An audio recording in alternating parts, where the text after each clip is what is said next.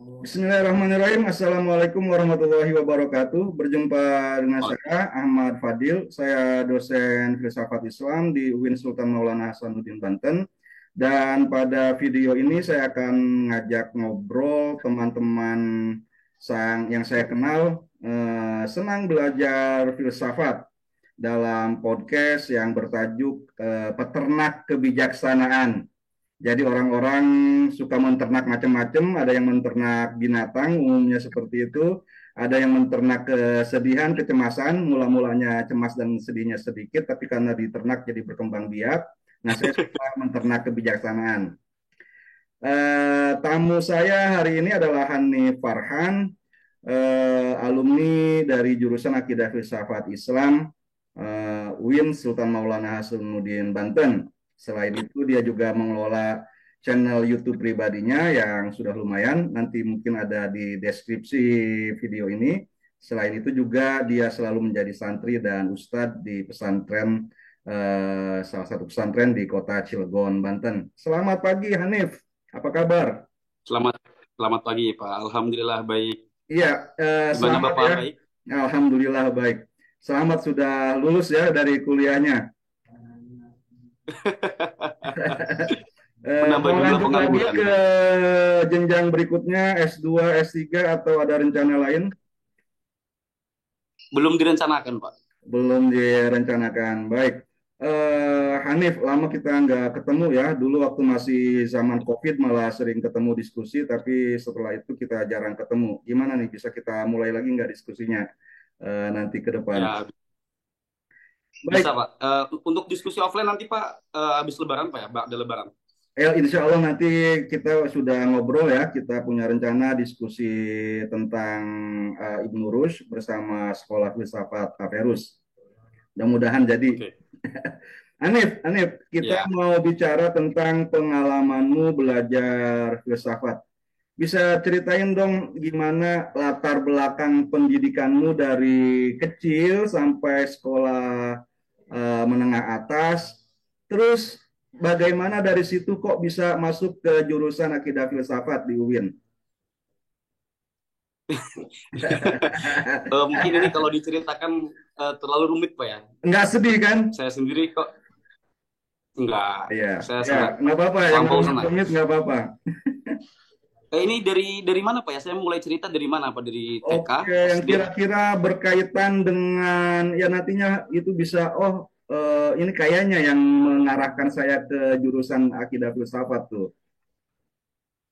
Oke, saya itu dari sebetulnya saya tidak memiliki background filsafat Pak ya, karena dari SMK. Dari SMK kemudian saya sambil bukan sambil sih karena memang saya bermula dari pesantren. Itu sejak usia SMP saya sudah mengenal di pesantren. Artinya saya memang hidup di tengah lingkup pesantren itu sejak SMP. Lalu kemudian saya masuk di sekolah kejuruan karena satu dan lain hal ada memang latar belakang atau penyebab juga kenapa saya harus sekolah kejuruan. Lalu tiba-tiba saya merasa di tengah-tengah sebelum lulus tepatnya, saya tidak nyaman dengan suasana di kejuruan itu. Nah, saya pertama kali mengenal filsafat itu dari pesantren Pak justru, karena di pesantren itu kan ada kajian mantik. Nah, kajian mantik itu kan sering sekali memunculkan contoh-contoh itu kan produk atau apa ya madhab ulama-ulama madhab dari Al Ghazali ya karena filsafat mantik itu kan al makhlud bidulalatil falasifah yang terkenal di pesantren. Jadi saya semakin penasaran di situ, lalu ada ketertarikan dan saya semakin familiar dan semakin dekat dengan kata filsafat bermula dari kata. Lalu kemudian saya mencoba untuk cari-cari literatur-literatur tentang filsafat. Hingga akhirnya saya entah semacam apa itu namanya. Mungkin kalau bila filsafat adalah perempuan, saya akan mengatakan itu sebagai rasa jatuh cinta seperti itu, Pak. Itu masih di pesantren ya, sebelum masuk ke jurusan akidah filsafat Islam UIN, kamu sudah Ya mencari di pesantren, literatur Pak. filsafat. Sampai sekarang di pesantren. Ya, apa namanya, mulai tertarik dan cari literatur-literatur filsafat itu waktu masih di pesantren Ya, sebelum masuk UIN. masih di pesantren. Oh, baik. Masih di pesantren sebelum di UIN, Pak. Iya. Nah, masuk ke UIN itu memang memilih jurusan akidah filsafat Islam sebagai jurusan pilihan utamamu atau katakanlah ya lulusnya ternyata di situ. Itu gimana ceritanya? Saya tidak punya pilihan, Pak. Saya satu-satunya yang saya pilih itu filsafat. Iya, iya. Eh,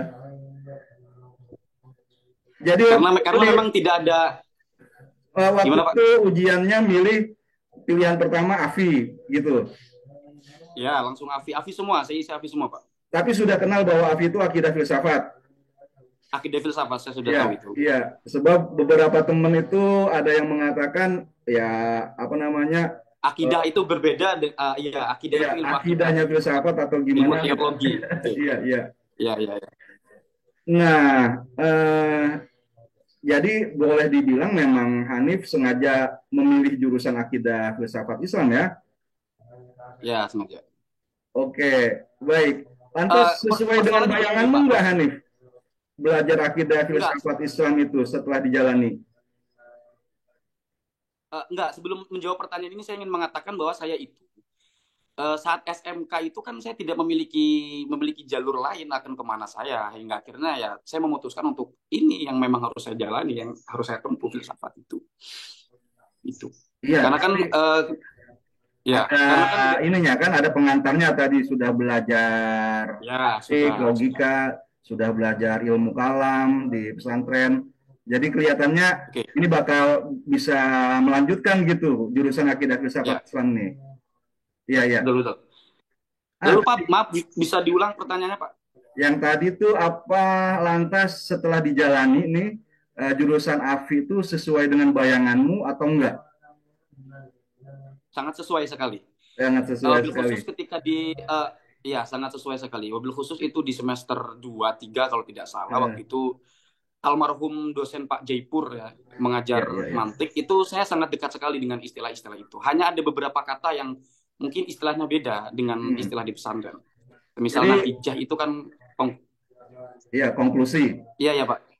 Ah, Ya, jadi menikmati dong belajar di jurusan AFI itu.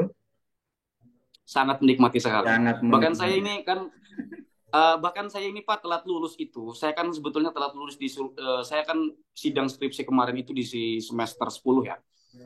Itu bukan karena saya ngutang MK, tapi karena saking beratnya meninggalkan UIN. Bukan Iya, UIN-nya iya. Pak persoalannya, Ya. tapi jurusan filsafatnya.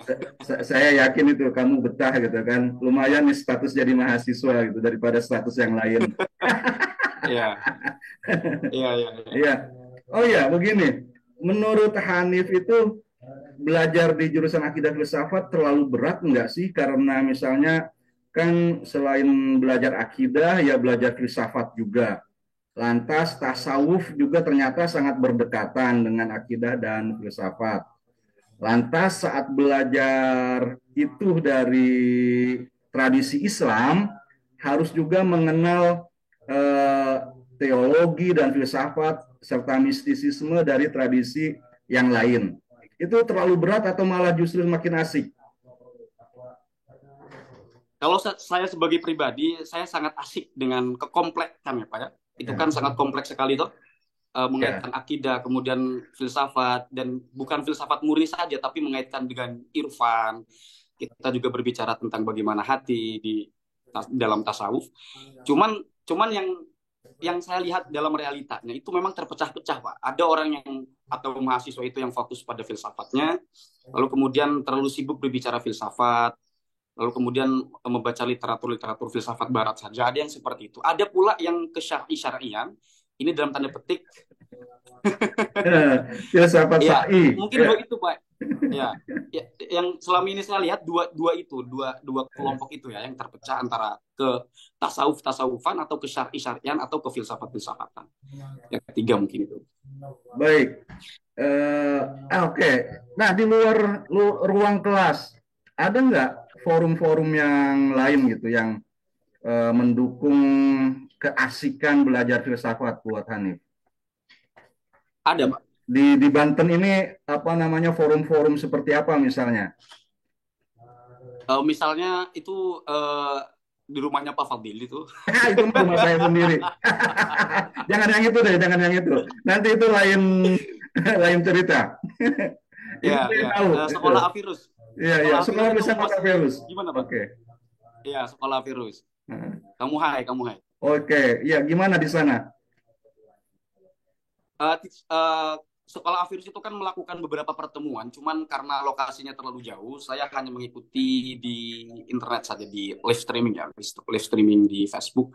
Hmm. Itu biasa diisi Pak Fadil, Bapak sendiri, Pak Agus Alizawafi, dan juga Kang Muhai.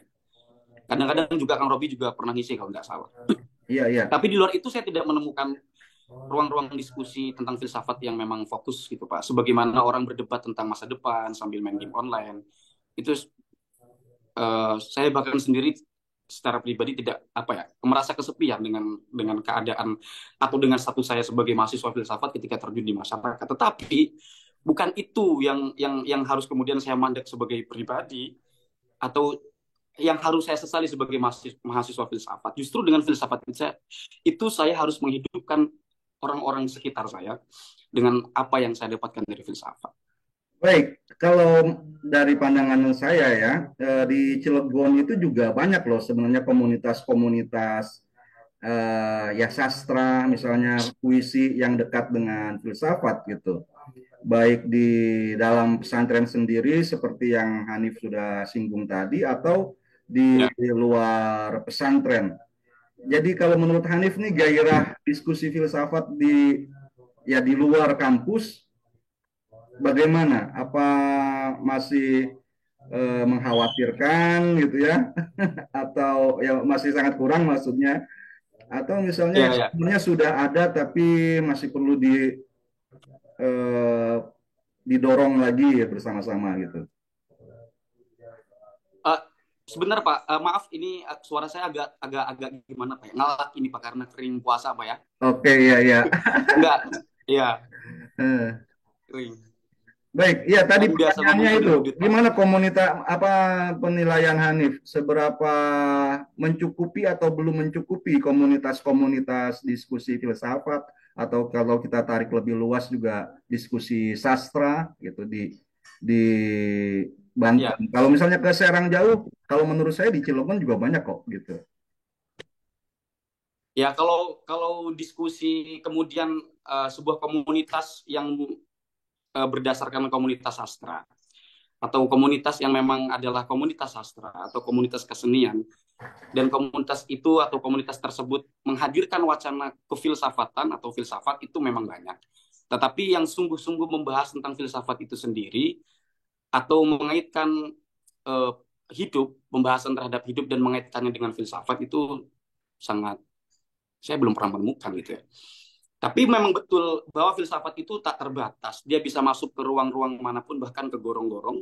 Karena bagi saya filsafat itu adalah napas manusia. Hanya mungkin manusia itu sendiri tidak menyadari bahwa mereka sendiri sehari-hari, seketika berbicara, ketika berdialog dengan siapapun, dia sebetulnya sedang berfilsafat.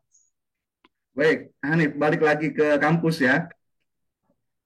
Selama Baik, belajar di kampus nih, sebelum nulis skripsi, pengalaman apa lagi yang paling berkesan gitu loh? Apa istilahnya kalau orang yang berfilsafat itu merasakan kehausan atau dahaga intelektual, spiritual gitu. Nah, ya. selama tadi sebelum penulisan skripsi, nanti saya mau nanya juga skripsinya kok itu gitu, apa alasannya. Tapi sekarang sebelum itu Oke, apa momen selain dengan yang tadi di kelas dengan almarhum Pak Jaipuri, ada nggak kesan yang lain? oke. Ya. Tentu kalau diceritakan terlalu banyak ini Pak. Mungkin bisa sampai beduk maghrib ini ya. Oke. Uh, Tentu sebagai sebagai mahasiswa yang sadar, meskipun saya tidak tahu apakah saya adalah mahasiswa yang sadar atau tidak, tapi paling tidak saya menemukan begitu banyak kegelisahan-kegelisahan dan ini setelah saya pikir adalah nilai yang positif karena kegelisahan itu harus dialami oleh yang muda, khusus bagi mahasiswa. Nah, kegelisahan yang saya rasakan ketika di kampus itu adalah kegelisahan tentang intelektual, di mana saya menemukan begitu banyak sekali hal-hal yang ini kok saya baru tahu, kenapa nggak kemarin-kemarin saya ketahui. Lebih khusus ketika ada pembatasan wacana ini, maaf, wacana mantik di pesantren itu kan sangat terbatas sekali. Hmm. Nah, saya temukan itu ketika di kampus itu justru lebih meluas. Jadi filsafat itu atau mantik itu tidak hanya sebagai perangkat untuk membedah teks Arab, tapi jauh lebih dari itu. Ini mungkin soal metode ya, antara di pesantren atau di kampus. Cuman paling tidak, di kampus itu saya menemukan misalnya begini Pak, wacana-wacana tentang misalnya di dunia Islam, ada tokoh Ibnu Rushd.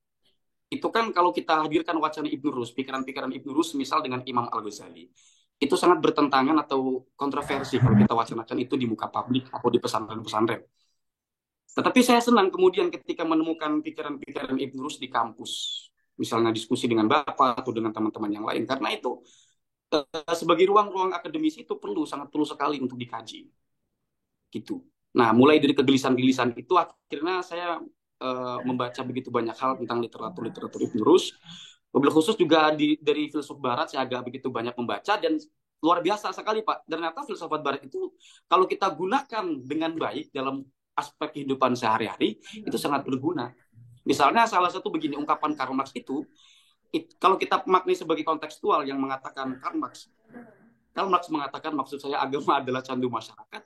Itu kalau kita pahami secara kontekstual itu sangat relevan sekali. Gitu. Ya. Apalagi bagi masyarakat Indonesia begitu ya Pak ya. Ya. Ada ininya ya, relevansinya dengan kondisi kita gitu. Oke, baik. Tapi selanjutnya kamu kok bahasnya sangat berkaitan ya, sekali. Cuma pada saat membahas skripsi kok ke arah tasawuf gitu. Masalah zuhud kalau nggak oke, salah baik. dari pemikir Nusantara itu apa benang merahnya dengan kegelisahan dan asiknya belajar filsafat tadi. Sebetulnya tidak ada kaitannya. Saya ini orang maaf ini Pak kalau misalkan ada dosen-dosen atau siapa teman yang nyimak ini ya. Saya itu orang yang tidak terlalu suka terhadap tugas-tugas formal gitu Pak. Ya Bapak tahu sendiri ketika ngasih tugas ke Iya. saya, lalu saya ngasih atau menyerahkan tugas dengan asal-asalan ya.